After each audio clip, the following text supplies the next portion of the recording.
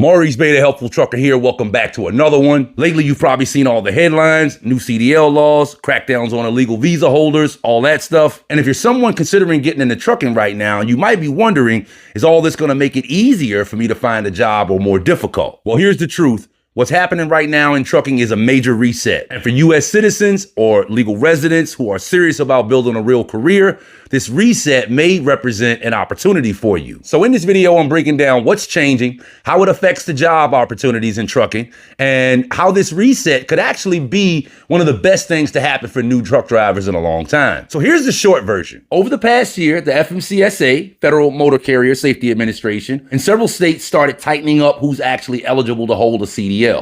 They're specifically going after people who obtain CDLs under fake documents, expired visas, or through loopholes in state-level testing systems. Some of these drivers were here illegally. Others may have had work permits that expired, but they kept driving. Now the government's stepping in to clean that up. That means some drivers are losing their CDL privileges, and companies that used to quietly hire anyone with a pulse are being forced to rethink who they put behind the wheel. So what does this mean for you, the person that's considering getting in right now? Trucking has always been about supply and demand. So over the last few years, somebody, I won't say who, I don't really know who, the industry, the government, somebody has been flooding the market with unverified drivers coming in through temporary visa programs or whatever. And now that some of those drivers are being filtered out, the industry is starting to see a little bit of a tightening on the labor pool. Translation, companies still need trucks moving, but now they have less verifiable, qualified drivers to pull from. That might mean more verified,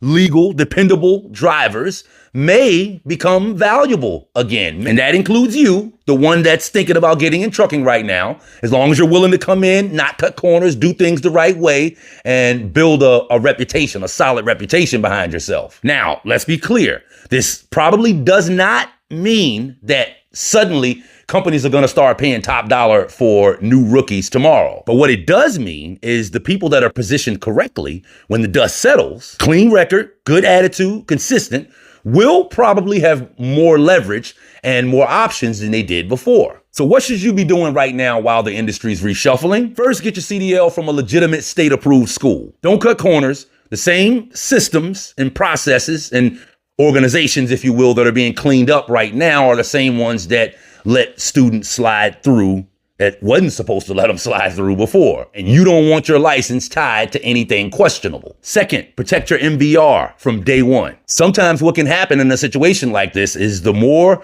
the unverified drivers mess up on the road and behind the wheel, and the more the regulations and laws tighten in an effort to squeeze them out, sometimes in a situation like this, the spotlight will then get placed on the other drivers that are left, the legal ones, the ones that can be here. Sometimes the pressure will get put on them to tighten up as well. So you want to keep everything tight coming into the profession right now, because what that means is an accident, a failed drug test, reckless driving, stuff like that, that stuff can affect you more, being that the spotlight is basically on all of us. Like on the block, they would say, hey, you're making it hot. Right now, there's people in the profession, there's people with CDLs that are making the whole block, the whole spot hot for all of us. So all of us need to work on tightening up right now and expect that the spotlight could potentially affect us. And third, family, start building a solid reputation in this profession early. Every dispatcher, every safety manager, every recruiter that you deal with is potentially a future reference, whether you know it or not. As the market tightens, the drivers with reliability and consistency and dependability and connections will probably have more opportunities, have more doors open for them in the future. Now, I know some of you are maybe feeling a bit apprehensive about all of the changes that you're hearing in the industry. I'm getting the questions from some of you guys. I know some of you may be, a bit worried, just wondering how this stuff changes the landscape. But let's just approach this particular subject logically. For years, we've heard driver shortage this and driver shortage that, while secretly unverified drivers were being brought in through temporary programs, through loopholes in the system. And that kept wages lower and made it more difficult for the average new driver to come into the profession and stand out. This new enforcement wave is forcing companies to invest more in quality as opposed to just quantity like they've been doing for so long now. And if you play your cards right through all of this, that could mean better job security, more stable routes, and a higher ceiling long term. So yeah, the CDL world is changing. But if you're doing things the right way, this moment could actually be setting the stage for your strategic advantage. The ones who pay attention now, who stay focused, get legit training, and build consistency, it's possible that they're about to become the ones that everybody's competing for, not against. Keep learning, keep improving, and don't let the noise fool you. Now, a couple words of caution before I close this out. Off subject, but not really. Like, I'm always dropping nuggets. I'm always giving jewels in these videos. And a lot of the times it goes right over you guys' heads. Now, I talked about how trucking is always been supply and demand. At the core of every aspect of trucking, that is what this industry is. I want you to understand something. Like, I'm putting out this video right now, giving my opinion on, whether on the state of the job market, the current trucking job market, based on, some of the recent CDL law changes.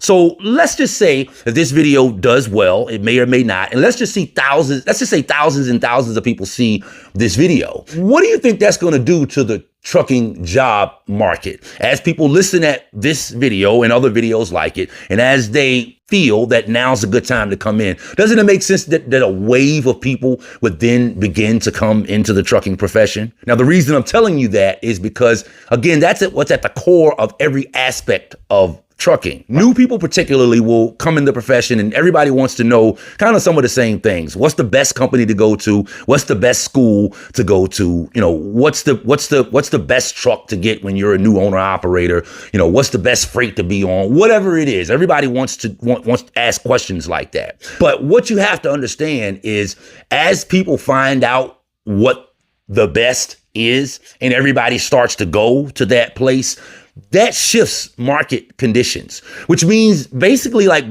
if you don't hear about that shift early, by the time you get there, the opportunity may not be there anymore. And that's kind of like what's at the core of all aspects of trucking. Again, don't matter if you're talking about the best company to go to, if you're talking about the best freight to pull, if you're talking about the best insurance company, if you're talking about the cheapest place to get fuel, it doesn't matter. If you're talking about the cheapest place to get fuel and everybody finds out and they start going there, it's likely that the company's going to change the price. And if they don't change the price on the fuel, then guess what? By the time you get there, it's liable to be a line around the block because everybody else has heard the same information that you have. So I want to throw that in there for the new people, because like, you'll hear one thing about the trucking profession, and when you get here, you might hear something else. You'll hear something about one particular company, and when you go put in your application, you might experience something different. And I'm just letting you guys know that that's kind of how it is. All of trucking is supply and demand,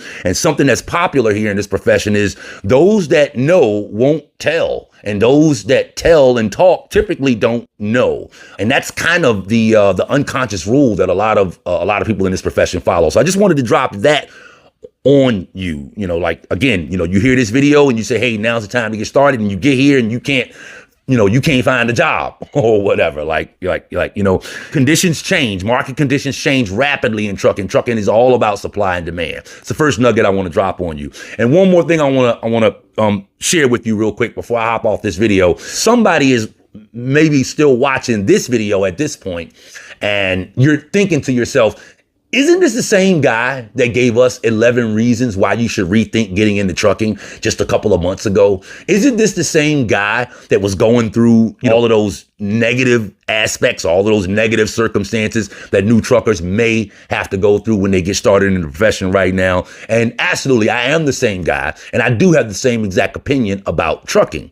And if you don't understand that I'm saying the same thing in this video that I was saying in that video, then you absolutely missed the purpose of that video. Because the purpose of that video was not to talk anybody out of trucking. Actually, it kind of was, because that's the premise that the video was based on. Like I said in the beginning of that video was inspired by a conversation I had in a truck stop parking lot with somebody that asked me to talk them out of getting into trucking. So it kind of was based in, or the purpose of it was to talk people out of trucking. But, the purpose of it wasn't to come across as being negative. The purpose of it was to prepare the new driver for what situations and conditions and circumstances they may be about to encounter when they get into trucking in 2025 and 2026. So the message of that video was not, it's not a good time to get in trucking. A more accurate way to put the message that was supposed to be transferred in that video was, now is no time to get in trucking without a plan. If you got a plan to get in trucking, great. But if you don't have a plan, hopefully you'll watch that video and come away from that video saying, man, I need to not be thinking about winging this. I need to actually really be thinking about, what I'm going to do, where I'm going to go, and how I'm going to execute whatever plan I want to execute, whether I want to go, class A, class B, whether I want to go to this company or that company. I need to start thinking about that and planting seeds to execute that like now, instead of just, getting in and planning on figuring it out along the way. That was the purpose of that video. And I'm saying the same message in this video. Like, those that are well prepared, those that have planned, those that have planted seeds, an opportunity may be about to open up for you now with all of these recent CDL law changes and so many drivers, like they basically taken people's CDL. The messages are consistent in that video and this video. If you're listening at this video thinking that the two messages were inconsistent, again, you didn't get the message of that video, and you should go back and watch it again, because just like this video, there's a lot of nuggets there, but you got to be listening to catch it, family.